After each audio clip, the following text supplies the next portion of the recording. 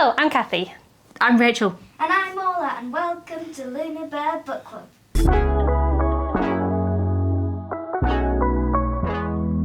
Today we are reviewing Fables Volume 9, Sons of Empire. Yes. You read this quite a while ago, actually, and then it's taken me, I only finished reading it this week. I mean, it also took me quite a while to read it. And I also feel bad, I could have given you number 10 as well, but I haven't read it, so it's just Okay. a one volume video today. Just a one volume video. And I feel like last Fables video was also one volume. Oh yeah, so all point out, so this cover is quite moody and kind of serious, but always point out that like, there's just two random Is it cute the wolf bits. thing? Cute Yes, there's wolf. like a cute little wolf in the corner, and then on the opposite side, there's like two cute little people. Oh, there you go. Two cute little people just peering down at all these sad folk. Which actually, I feel like that pretty much sums up the tone of this volume.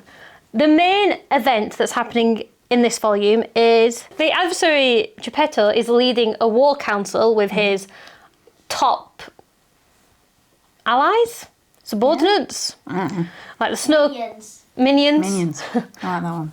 The Snow Queen's there, Hansel, the witch hunter's there, and they're creating a plan about how to deal with the Fables problem. No, they don't call it Fables. Fabletown.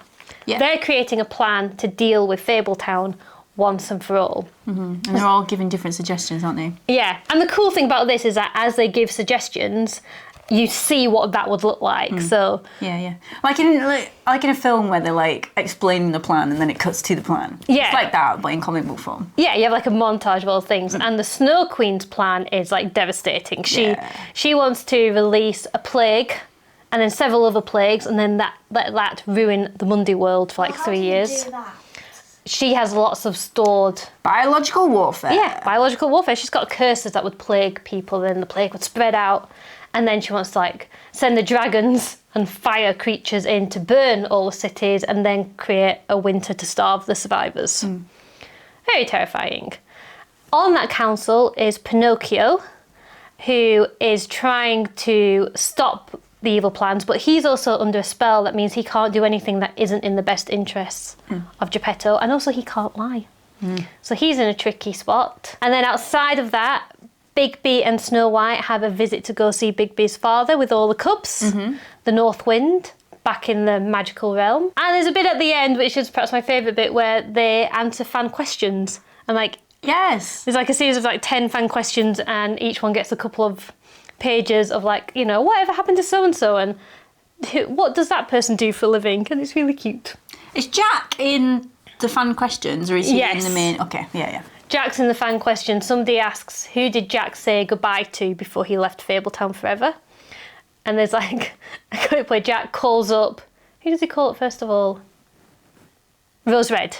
He calls Rose Red and he says, I'm leaving forever, but before I go, I just want you to know you're the one, and I love you, and I wish I could have been a better man for you, and I just needed you to know that. And then he hangs up, and then he calls Jill and says exactly the same thing. And then like, he's calling for other women. Come back. Anyway, so that's the overall plot of this one. And, the other big thing is that the adversary sends The Witch Hunter. the witch hunter Hansel to Fabletown as his envoy to start peace negotiations. But he's not really there to do that. No, he's just there to spy out the land, which they know, they suspect, but they can't do anything about But that either. isn't he also sending out, like, he's got a crew there who he's sending out to other places? Yeah, it's this whole spy network thing And going on. also, in between each chapter, there's a little short story about different things. Like, the first one is about the crow guy, Falco, I don't think that's his name, who cuts hair. Yeah, He cuts Rapunzel's hair every day. Yeah, 3 times a day. So that she can live a normal life in Mundi World. Which I thought that was really sweet that there were little like vignettes. Is that the correct term? Yes, I think so. And like Rose Red gets a makeover. Yeah. Not Rose Red. Red Riding Hood. Red Riding Hood gets a makeover. Yeah. Do you remember how you found this volume overall? I think overall I enjoyed it. I always love when Bigby and Snow and the children have things to do. And it was a bit scary though, wasn't it? Oh, yeah. Fight Bigby's brothers. Yes. Do you want to explain what happened there? Or do you want me to explain? I can explain. So the children went off to hunt in the woods, even though they were told not to. No, Bigby sends them off. Bigby sends them off into the woods. Bigby says, so the first night they arrive in the North Wind's palace, Bigby's on his way to see his father, and he sees the kids, like, hey kids, down there, down the bottom of this cliff are some woods.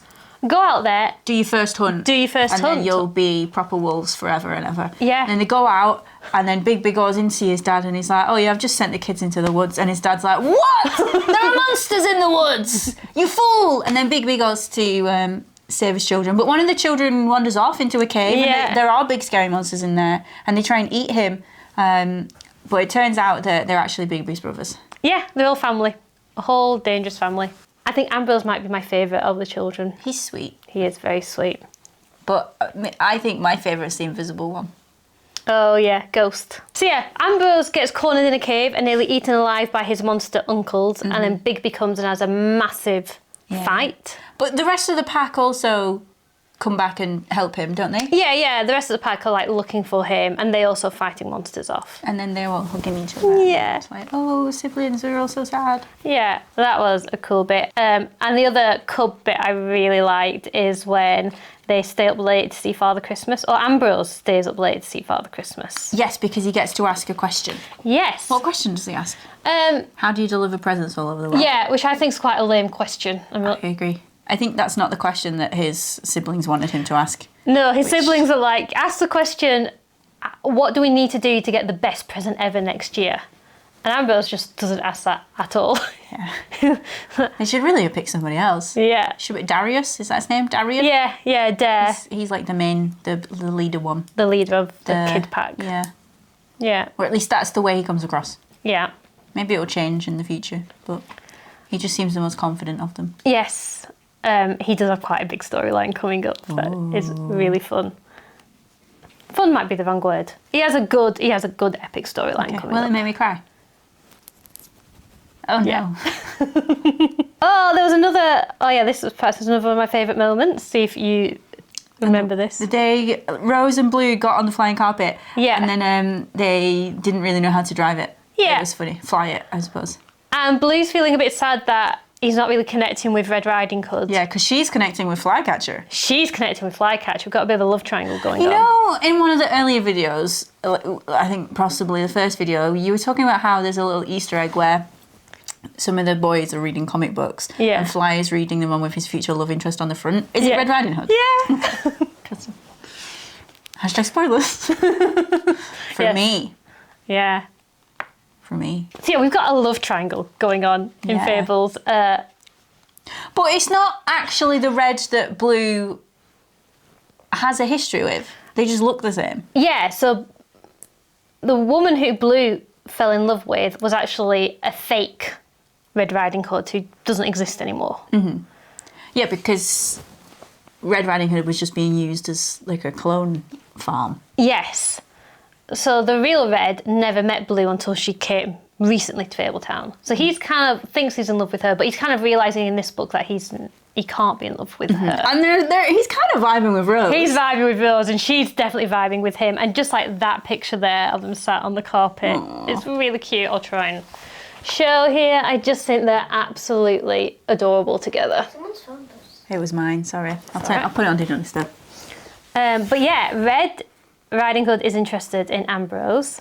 And then there's like a moment, does Ambrose realise it? Gosh, that's confusing that Flycatcher's called Ambrose and one of the kids is also called Ambrose, isn't it? So Flycatcher's calling Flycatcher in this one. Flycatcher realises that Red Riding Hood likes him and instantly turns into a frog. Yeah, because he's feeling guilty about the fact that his wife is still back in the homeland. Yes. And he wants to go back and get her. Yes, that's what's been established in earlier volumes of like... Yeah. And that's why he has his custodian job, because he has a duty to perform, which means that he can't go back and get her. Yes. Luna's on rolling around now. Oh. It's been established in previous books that Fly really wants to go back to the homelands and rescue his wife. But he knows he can't, but he feels honour bound too. I don't know if it's that he wants to, or if it's just that he feels like he has to. Yeah. Yes. I think that's more it. He's like honour bound to, but he knows he can't. So Bigby... Who is his wife? We've never met her. Tell me. Do you meet her in the future? I think what's beginning to be, there's stuff about her beginning to be revealed in this because... Is it Snow Queen? No. Because in the Father Christmas section, there's a bit where Father Christmas explains, well, I'm actually in all these places at once, and this is how I do it all night. And you see him giving presents to different fables. Doesn't he talk to the frog? Yeah, he talks to Flycatcher. What does he say to him? And he shows him a vision of his wife, and his wife, like, gives him a kiss. Yes. Yeah? Yes. And then the gift is that he gets his memories back, but we're not told what those memories are. Oh, so she's dead? Yes. So he doesn't need to go back and save her? Yeah, but I think he can't cope with her death, so he's kept, like, losing his memories of her. Yeah. Is this the Princess and the Frog? Yeah, that's what it's inspired by. And this is kind of setting up, Father Christmas is saying to Flycatcher, who in this, like, universe has just been, like, the janitor of the main office building. And Father Christmas is saying to Flycatcher, you're a hero and the hope of everybody is going to rest on you, so you have to have your memories back and you're going to have to step up. And that's setting up some really good storylines to come. Cool.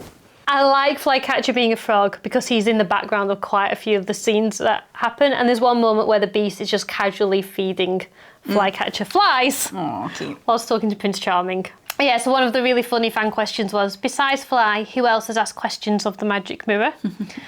And you see different characters asking questions, and none of them are very good.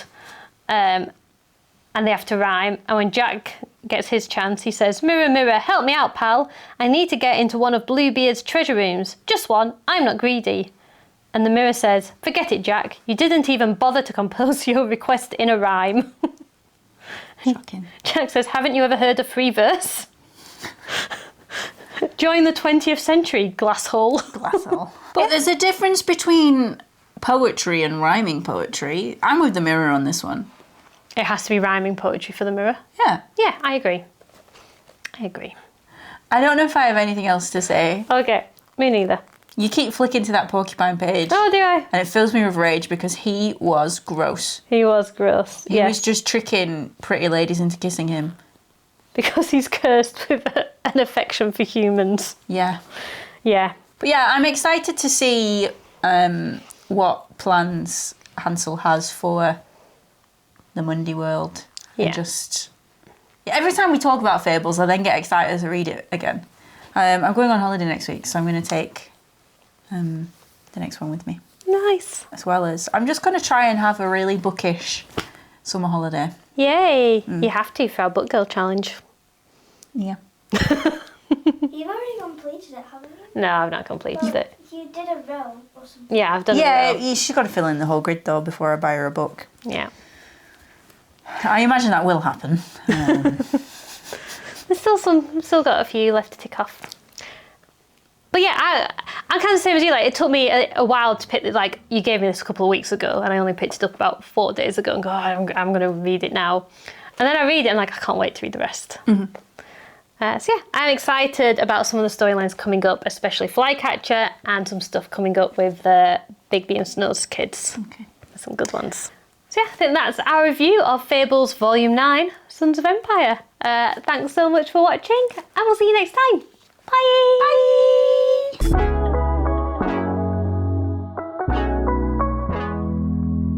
I made up a rhyme this morning. What was the rhyme that you made up this morning? It was this afternoon in the car on the way here. I can't remember how it went immediately. Something about it being raining. It's raining. It's pouring. The old man is snoring. Oh, that's good. Did you just make that up in your head? Really smart.